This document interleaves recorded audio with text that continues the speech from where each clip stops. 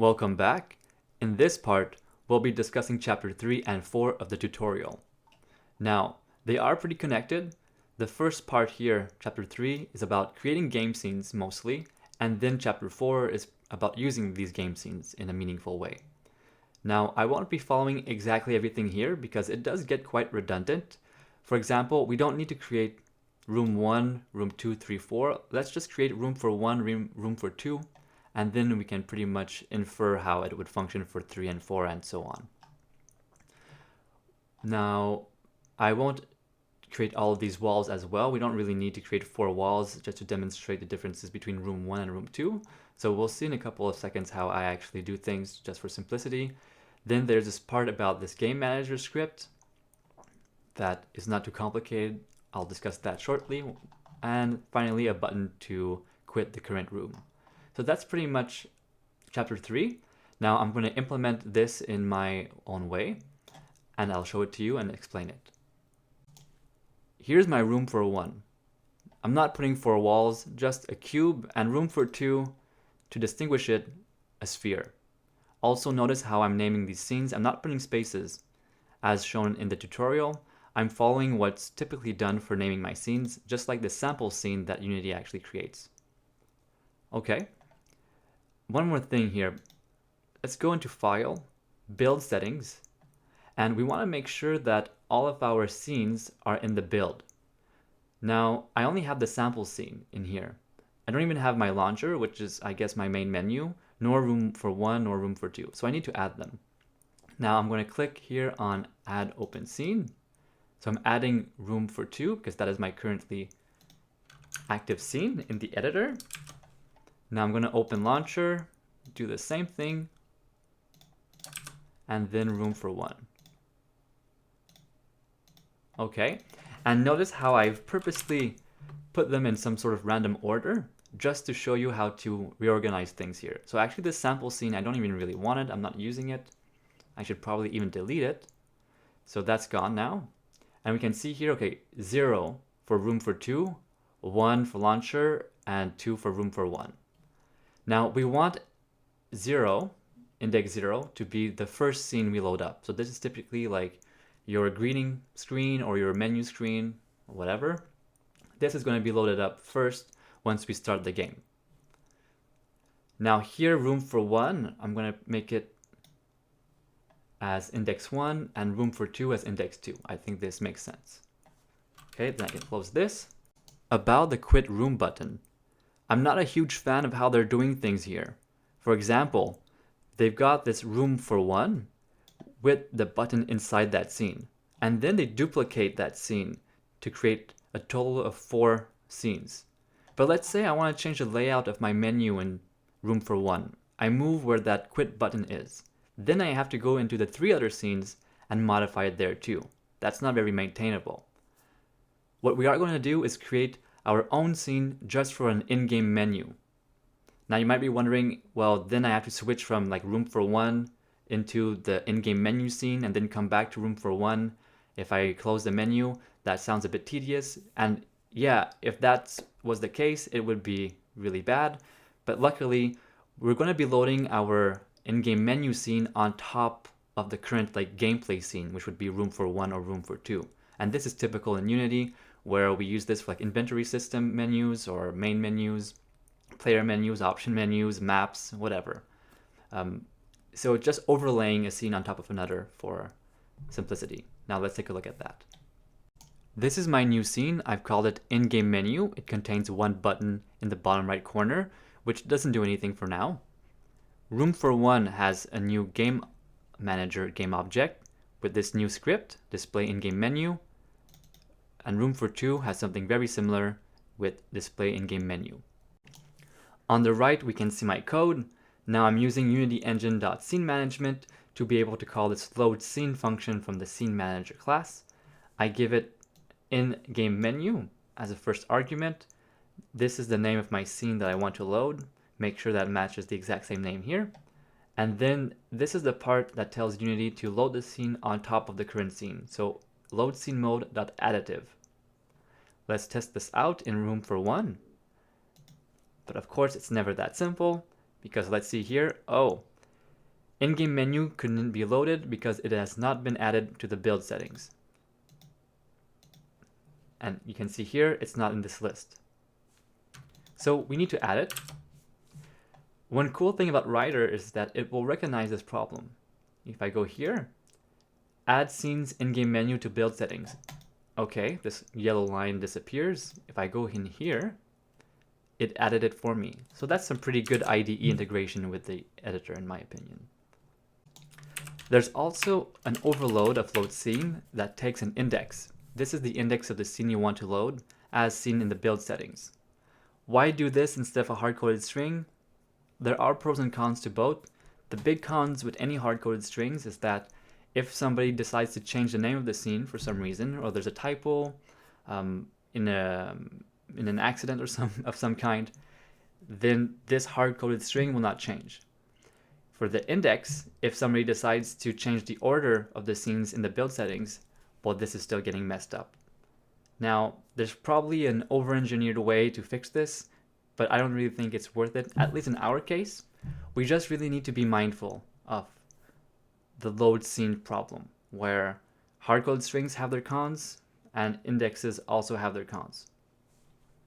If I were to start the game from this scene, I wouldn't have any exceptions, but I would have a whole bunch of warnings. Warnings saying that, hey, you have 2 audio listeners in your scene. This scene, Room for One, has a main camera with an audio listener. It also has a directional light.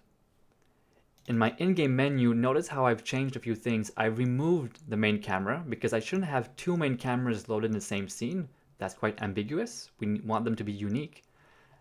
And I don't want to have another directional light added on top of the previous one. So I removed the main camera and the directional light from here. And notice that's fine. I can still be in my scene and play around with my canvas. I can even interact with the canvas elements, as you can see here. So yeah, I don't have my typical camera rendering, but I still render my canvas, which is great. Now, if I do my test, no warnings and no errors. We can see here, we only have the canvas with the button and an event system to interact with that button.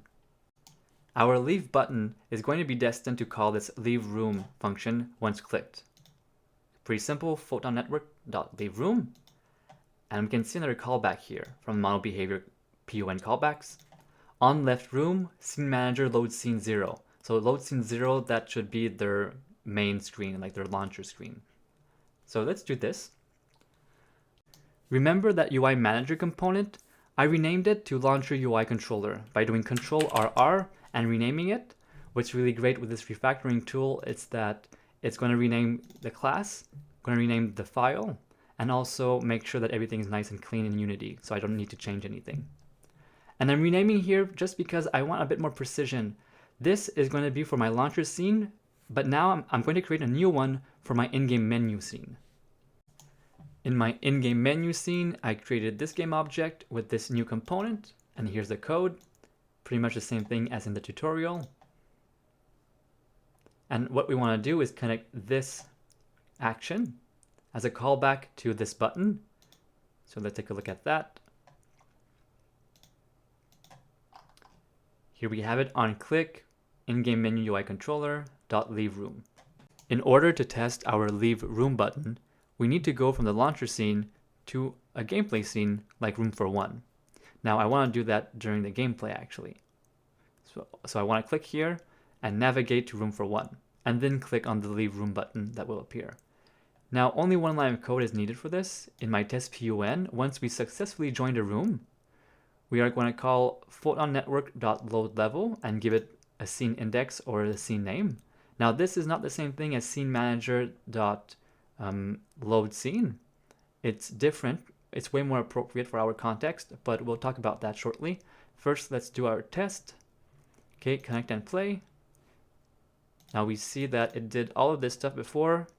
It successfully joined a room, then we loaded this new scene. And now if I click on leave room, we go back, but then we load it once more. Okay, so there is an issue here that we need to take care of. Pay close attention to the console. Let's start this, connect and play. We get everything that's expected. Now I'm going to click here and highlight this.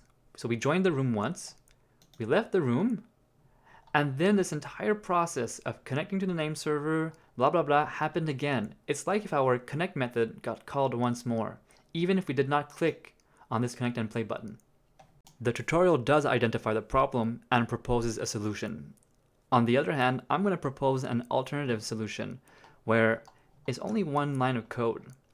Now, my solution won't be as complete and versatile as this one, I believe, but it will be more than good enough for our needs. The first time I read this solution here, it didn't immediately click to me why it worked. There's some things about the semantics of how things are named here that I just don't feel are really intuitive, but I'm not an especially smart person, so maybe for you it clicked faster. Regardless, here's my solution. On the leave room method in my in-game menu UI controller, I'm just disconnecting after leaving the room. So disconnecting from the name server and everything else. Let's try that. Okay, connect and play. Leave room, and there we have it. No extra logs here because we are not trying to connect immediately after returning to this scene. In the in-game menu, I've added a label that will represent the player name, and I connect it here in my in-game menu UI controller that I've slightly modified. Let's just look at this part for now, where I'm going to set the text of this player label to the Photon Network.nickname. Remember, this is what we set in the previous part. We're finally using it here. And we're going to use it in this test with 2 players. Oh, and also, before I forget, I've also added this button. Now this button will allow us to change rooms. So let's take a look at the button. Here it is. On click, I have this change room method. Once again, we can go look at here. So I'm going to load level 2, which is the room for 2 game scene. You know what? I apologize, but I'm going to rename things. Instead of change room, I'm going to call this change scene. It's more appropriate in my opinion because a scene is not the same thing as a room. Let's say that both players connect to the same room and the first one loads scene 2. So it goes from scene 1 to scene 2. Those 2 players are still in the same room. They're still connected to the same server. They're just not in the same, game scene. Now that's important to distinguish, and to reflect that, I'm changing my names here. Actually, now that I think about it, these scenes here, room for 1, room for 2, I understand why they're named that way, but once again, it could lead to confusion where you think that a scene and a room is the same thing. Anyways, let's do a test. Player 1, player 2. Okay, here K, here's A. Connecting. Okay, it took some time. We created the room. On the other side, should be quicker. The room's already created. There we go. Here we have the nickname K. Here we have the nickname A. And I'm going to change scene here. So now I'm in scene 2, room for 2. And notice how on the other side, I'm still in scene 1. If I leave the room and I come back, still in scene 1. On the other side, if I leave and come back, oh, back to scene 1. Let's spice things up with the following hypothetical. Let's say that we want to shift everybody's scene to the new scene after one player clicks on change scene. Now that means we have to synchronize this kind of loading on multiple clients. How do we do that? Well, there's something that I purposely left out of chapter 1 in the tutorial. It's this Photon automatically sync scene. So let's say that I activate this. This is in my test PUN. This could be pretty much anywhere before we want to start, changing scenes. But what will it do? Let's find out.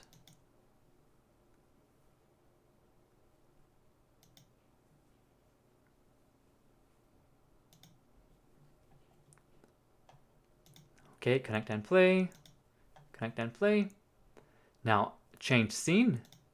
Notice, room for 2, room for 2. There's a sphere in both of them. Interesting, huh? So if I leave the room and I come back, I'm still in room for 2. Same thing if I do it on the other side. Okay, I leave here, I leave here. Now let's say I click here, so I'm going to create the room. Okay, I'm in room 1. Change scene. Now the other one is going to connect. Scene 2, both of them. If you're worried about loading scenes in additive mode, like this in-game menu, don't fret. Let's say that we have an inventory menu, which is in its own scene, and we want to pop that up in overlay. Well, it won't do so for everybody else. When we use additive mode, it doesn't like synchronize to all the other clients, luckily, because that would be a mess, right? If I would open my personal inventory and would open everybody else's inventory at the same time, that would not be desired. In our example, both players have the same level of authority, but you might not always want that. You might want to have one main connected player in your room. So when that player leaves, it affects everybody else in a significant matter, or that person gets to decide which level we load for everybody else. Basically, we want something that's similar to a host player. What do I mean by a host player? Well, if you've ever played games, you know like the host of the server has more power. I can't really think of any servers right now that are popular. Well, I guess like Minecraft is really popular right now, and the host or like the admin has way more authority over the other players. However, we don't have like a typical host in this situation.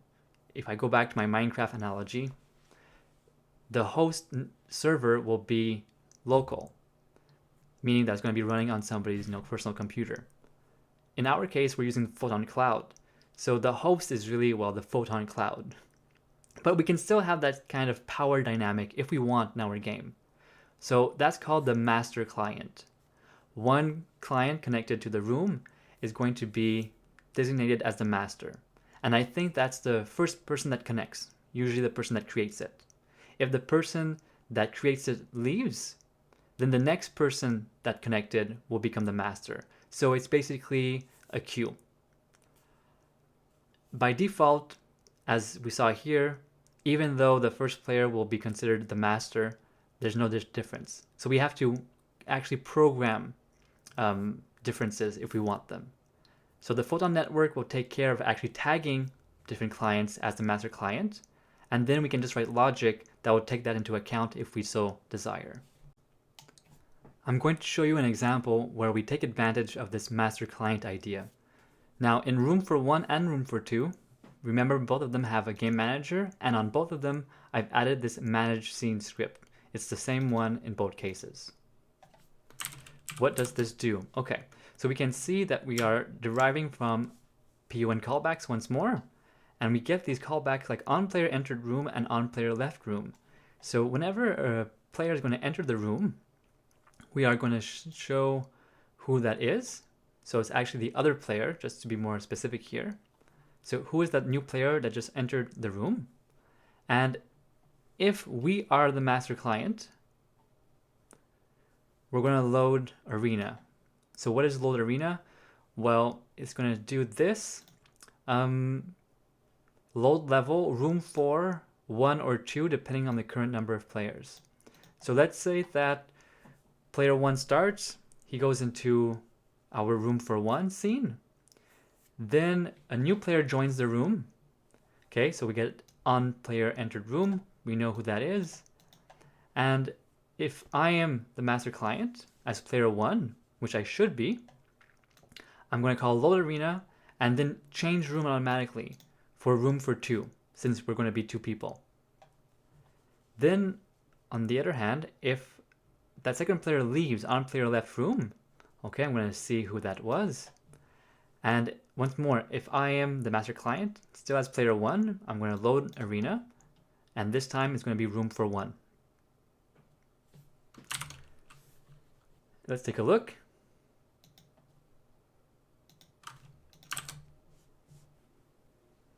Okay. Oops. Start from the launcher. There we go. I'm just going to rename myself here. Okay, K. Connect. All right, so we see successfully joined a room. It is our first scene here, room for 1. On the other side, I'm going to connect. And right away, okay, we went from room for 1 to room for 2. Let's see what happened here. On player entered, A entered, right? So A is player 2 here. Are we the master client? Yes. So now we're loading a level for 2 people. If I leave the room on the other side, okay, what happens then? On player left, player A, and we load level 1. So now we're back to the first scene, room for 1. Okay, if I go back here, we're back to number 2. If player 1 leaves, here we go back to 1. Why did we go back to 1? Well, when player 1 left, player 2 became the master client, which allowed that person to run, to run this code here. So the person became the master client, which allowed the person to run load arena, which then called load arena with the appropriate number of players, which is now 1. That's it for part 3. Also, good job on making it so far. It takes a lot of patience to go through 3 parts of what's mostly set up. But now, in part 4, we are finally going to start doing some gameplay stuff. So I hope you look forward to it.